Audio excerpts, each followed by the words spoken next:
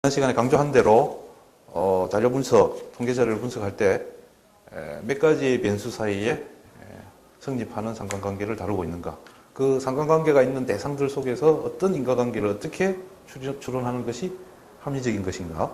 이 개념을 계속 유지하시면서 오늘 약간 쉬운 주제들을 가지고 한번 마무리를 오늘은 한번 지어보도록 하겠습니다.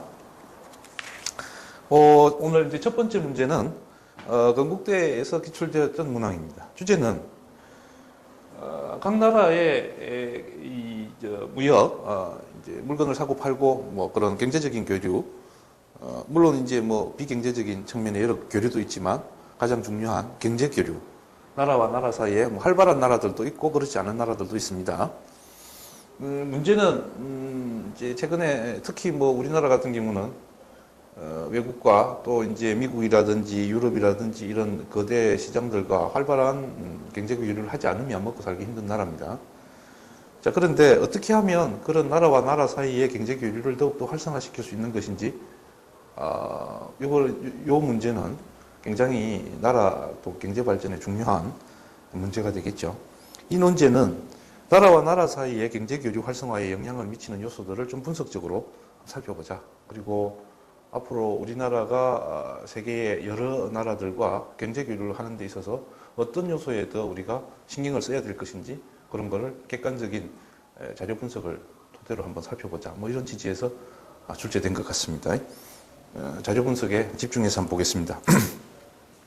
지금 이제 문제는 지리적, 경제적, 문화적 요소들이 나라와 나라 사이의 경제 교류에 미치는 어떤 양상을 분석하라. 표를 3개를 줬습니다. 도표 1은 각 나라들의 경제 규모, GDP를 보여주는 변수고요. 이쪽은 이제 미국이라는 세계 최대의 시장, 을가진 미국이라는 나라와의 각 나라들의 어떤 교역 규모를 보여주는 두 변수입니다. 전반적으로 보면요, 요게 이제 여러분 잘 안 보실 텐데 표 한번 살펴보셨죠? EU 지역의 여러 나라들입니다. 영국, 뭐 독일, 프랑스, 이태리 등등 다 있습니다. 스페인. 그 다음에 이제 여기 이제 유럽 지역이 아닌 북미, 즉 미국과 인접한 두 나라까지 나와 있습니다. 그리고 이제 도표 2 같은 경우는 미국과 교역하고 있는 여러 나라들 중에서 EU 지역만 따로 이렇게 분리를 시킨 겁니다. 자, 지금 우리가 앞에 배웠던 이 두 변수 사이의 상관관계의 정도를 가지고 살펴보면 만약에 이제 이 두 나라가 없었다면 그 나라의 경제 규모와 미국이라는 이 나라와의 어떤 교육 규모, 이 두 변수 사이에는 아주 긴밀한 양의 상관관계가 성립될 텐데 이 두 나라가 있기 때문에 이 평균을 따지면은 두 변수 사이의 상관관계 이 정도 나오겠죠. 좀 느슨하다는 말이죠. 이 말은 두 변수 사이의 상관관계가 약하게 나타난다는 말은 무슨 뜻이었습니까? 두 나라 사이의 교육 규모를 결정하는 것은 이 경제 규모라는 요소 외에도 다른 요소가 작동하고 있다는 뜻이죠. 그래서 그런 의미에서 살펴보면 이 캐나다와 멕시코 같은 경우는 이 GDP 규모 면에서는 여기 EU 지역의 여러 나라, 여기 오른쪽에 보면 뭐 독일, 영국, 프랑스, 이태리 등입니다. 이 나라들에 비해서 경제 규모는 상당히 적습니다. 그럼에도 불구하고 미국과의 교역 규모는 굉장히 많이 활발하게 이루어지고 있습니다. 그러면 특히 이제 독일 같은 경우는 미국, 뭐 일본, 독일, 요즘은 이제 중국이 부상을 해서 미국, 중국, 뭐 일본, 독일, 뭐 아니면 미국, 중국, 독일 이렇게 꼽을 정도로 경제 규모가 큰 나라입니다. 그럼에도 불구하고 미국과의 교역 규모는 캐나다, 멕시코에 뒤지고 있습니다. 그러면은 결국 우리는 이 표에서요, 그 나라의 경제 규모가 결정적으로 미국이라는 나라와의 교역 규모를 가장 중요하게 결정하는 요소가 아니고 이 두 나라의 공통점이 뭡니까? 미국이라는 나라가 있으면 밑에 붙어 있고 위에 붙어 있고 그건 밑에 위에가 아니고 옆에 붙어 있는 거죠, 두 나라 다. 자, 그러면 뭐니 해도 이 지리적 근접성이 이 나라와 나라 사이의 교육 규모를, 경제 교류를 이제 활성화되느냐 하는데 가장 중요한 요인이 된다. 이렇게 말할 수 있겠죠. 그런데 여기서도 한번 잘 보십시다.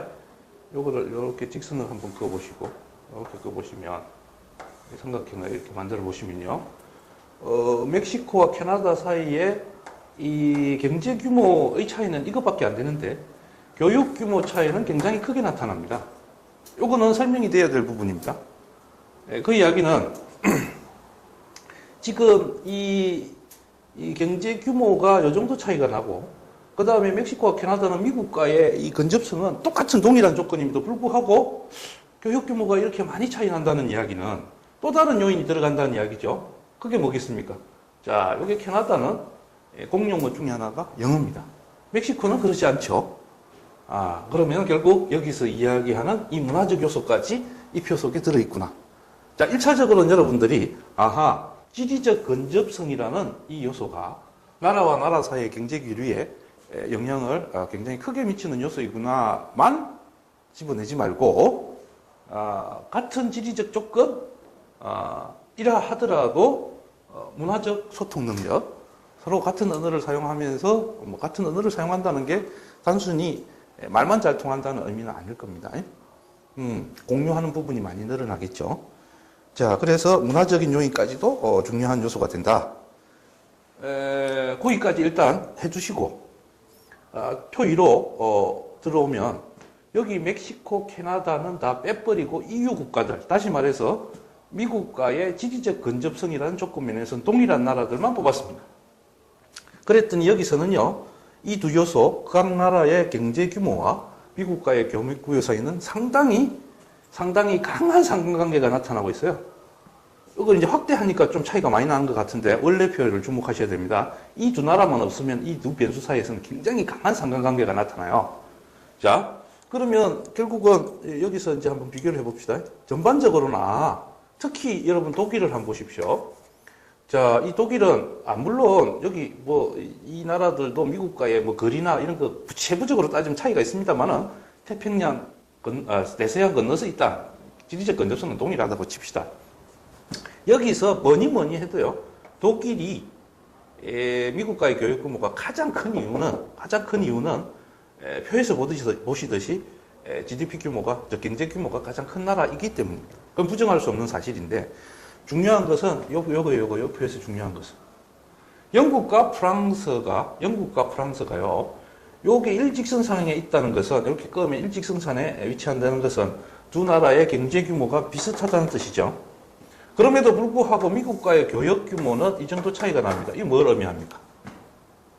자, 경제 규모 외에도 프랑스, 영국, 당연히 영국 사람들이 영어를 프랑스 사람들보다 더 잘하겠죠. 그러니까 이 프랑스와 영국이 경제 규모는 같은데도 미국과의 교역 규모 격차가 이렇게 벌어지는 것은 역시 지금 여기서는 지리적 근접성은 동일한 조건이라고 했죠. 그리고 경제 규모가 또 동일할 때는 마지막으로 문화적 소통 능력, 이것이 나라와 나라 사이에 경제 교류를 활성화시키는 아니냐 요소가 된다, 변수가 된다, 이렇게 해보시고, 또 하나는 이왕 건드린 김에요, 요 네덜란드하고 이태리를 한번 보겠습니다. 이게 수평선상에 위치한다는 것은 두 나라가 미국과의 교역 규모가 비슷하다. 네덜란드가 조금 더 많네요. 그리고 이 차이는 뭘 의미합니까? GDP 수준이에요. 이태리는요, 지금은 경제가 많이 망가졌지만 G7 중에 하나입니다. 경제 규모 큽니다. 네덜란드는 경제 규모 면에서는 못 따라가요. 그럼에도 불구하고 미국과의 교육 규모는 네덜란드가 만만치 않습니다. 뭐겠습니까? 표 3을 참조하라고 그랬죠. 표 3에 보면 각국 국민들이 어느 정도 영어로 의사소통을 할 수 있는 능력이 있느냐. 네덜란드는요, 우리나라 사람들은 알 거예요. 히팅크 감독을 보면 알 거예요. 영어 잘하잖아요. 그게 보통 수준이에요. 네덜란드 사람들 보통 수준은. 그 정도로 이 영어 소통 능력이 뛰어납니다. 그러니까 이태리 사람들은 상대적으로 영어 소통 능력이 떨어집니다. 제가 하는 이야기가 아니고 그 자료에 나와 있죠. 그러니까 결국은 이 표를 통해서 우리는 어떤 이제 하나의 작은 결론을 내리냐면, 자, 지리적 근접성 중요한 요소야. 그리고 경제 규모도 독일의 경우에서 보거나 아니면 전체 요 두 변수 사이에 보듯이 상관성이 높게 나타나니까 경제 규모가 경제 교류의 교육 규모에 미치는 영향이 절대적인 요소인 건 맞지만, 그 두 조건이 같다면은 역시 문화적 소통 능력, 그것도 역시 경제 교류를 활성화시키느냐 아니냐의 중요한 요소가 된다. 이렇게 결론을 내줄 수 있어요. 그러면 자, 문제에서 지리적, 경제적, 문화적 요소가 어떻게, 이게 이렇게 써놨으면 답이 다 튀어나와 버렸어요. 왜 이렇게 줬을까? 조금 생각해 봐야 되지 않을까요? 선생님 생각에는 이렇습니다. 이 세 문제에 이미 줬습니다. 당연히 경제교류에 영향을 미치죠. 그런데 이제 수험생들에게 한번 생각을 해보라는 겁니다. 뭐 우선순위를 어떻게 정하느냐 하는 문제를 한번 따져보라는 이야기죠. 네.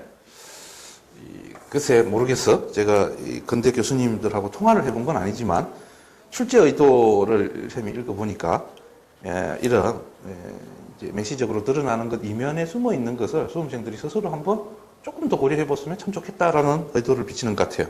그래서 쌤이 그 의도에 따라서 한번 정리를 해볼게요. 지금 변수 자체를 주기를 GDP, 즉 각 나라의 경제 규모와 교육 규모 사이의 변수를 줬고 상관성이 이 두 나라 때문에 약화되기는 했지만 전반적으로 경제 규모와 교육 규모는 양의 상관관계가 성립합니다. 무슨 소리입니까? 이 가장 나라와 나라 사이의 경제 교류에서 가장 중요한 요소는 일정 정도의 경제 수준입니다. 예를 들어서 미국 바로 옆에 있는 뭐 IT 공화국이 있다 칩시다. 뭐 미국에 팔아먹을 이렇게 상품을 생산할 능력도 없고 미국 제품을 사들일 달러도 없어요. 어떻게 경제 교류가 있을 수 있겠습니까? 당연히 없은 거죠. 그리고 여기 나오는 여러 나라들 보세요. 일정 정도 경제 규모를 형성하고 있는 나라들입니다. 최소한의 기본 조건이라는 거고. 이제 어느 정도 미국과 경제 교류할 수 있는 경제 규모를 갖춘 상태에서는 역시 아무래도 지리적 건전성이 확보된 나라도 유리하겠죠. 뭐 운송비 조건도 그렇고요. 그 다음에 이제 그런 일정 정도의 경제 규모와 지리적 건전성까지 확보된 상태라면 문화적 소통 능력, 여기서는 이제 굳이 영어 소통 능력을 예를 들었지만 예를 들어서 우리의 소위 요즘 뭐 한류 바람이 불고 있는데 한국의 드라마나 한국 가수들의 노래는 뭐 요즘은 뭐 유럽에서도 먹히고 있다고 그러지만 아무래도 우리들하고 문화적 공통분모가 많은 일본이나 중국이나 비에트남이나 이런데 잘 팔릴 가능성이 높겠죠. 왜? 저변에 문화적 어떤 공통분모가 많기 때문에 그렇겠죠. 자, 여기서 이제 그러면 한번 결론을 내봅시다. 기본적으로는 일정 정도의 경제 규모를 갖추어야 될 것. 기본적으로는. 그리고 이왕이면 지리적으로 근접성이 높으면 좋겠고, 그리고 나서 문화적 소통 능력도 중요한 요인이 된다. 이렇게 1차 결론을 내신 다음에 이 문제는 사실은 여기서 끊을 게 아니고 이어져야 됩니다. 우리가 이제 미국 요즘 쇠퇴하고 있습니다만은 미국이라는 최대의 시장과 교역하지 않으면 먹고 살기 힘듭니다. 그죠?